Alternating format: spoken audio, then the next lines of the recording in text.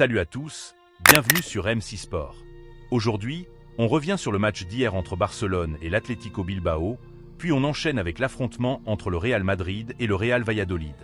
Avant de plonger dans l'actu, pensez à vous abonner pour ne rien manquer. Pour cette deuxième journée de la Liga, Barcelone enchaîne avec une nouvelle victoire, 2-1 face à l'Atlético Bilbao. Lamine Yamal, élu homme du match, a brillé sur le terrain.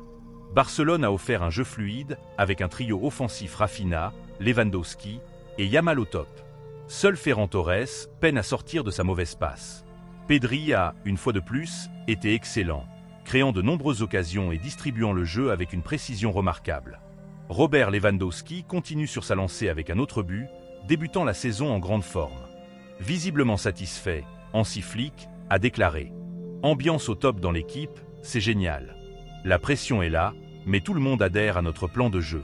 Notre pressing en seconde période montre bien l'idée de pression qu'on veut instaurer.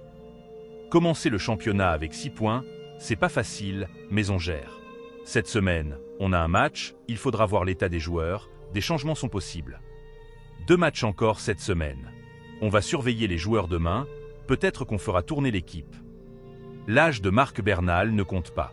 Il joue bien, et c'était crucial de l'avoir comme pivot aujourd'hui.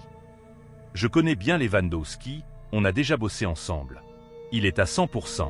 Il aurait même pu marquer 1 ou 2 buts de plus en première mi-temps. C'est un buteur né. Et maintenant, place au match du jour entre le Real Madrid et le Real Valladolid, qui a laissé un goût agréable aux supporters merengues.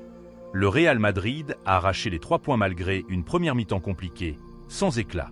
Mais en seconde période, les Madrilènes ont renversé la vapeur et pris le dessus.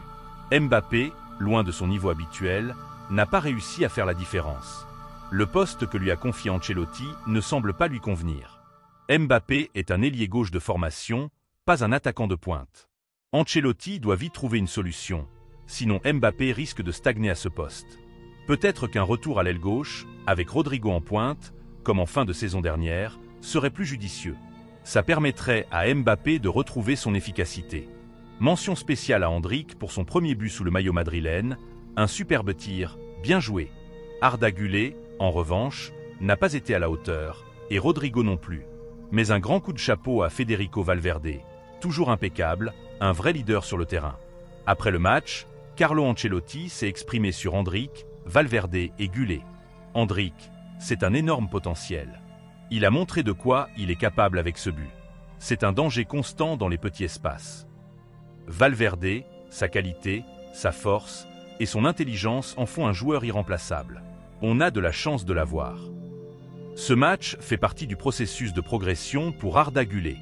Lui et Endrick ont besoin de temps de jeu pour s'adapter et monter en puissance. Chaque jour, chaque match est une opportunité pour eux d'atteindre le niveau exigé au Real Madrid. Et vous, supporters du Real Madrid, qu'avez-vous pensé de la prestation de Mbappé et du match en général?